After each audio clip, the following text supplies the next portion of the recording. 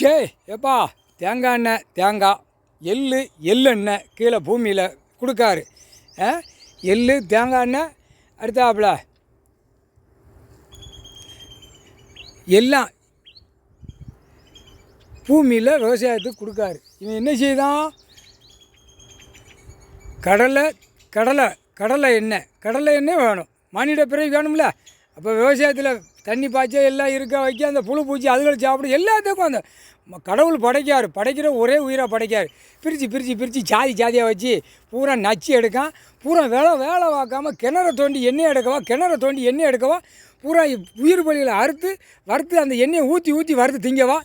கொண்டார வழியுமா இதே விற்று தின்னுட்டு பூரா நோய் வருது பூரா ஆஸ்பத்திரிக்காரன் பூரா டாக்டர் பூரா படிச்சுட்டு வந்து உட்காந்து ஓட்டி பில்டிங்காக போடுதான் பூமியை பாழாக்குதான். அப்போ என்ன செய்யணும்?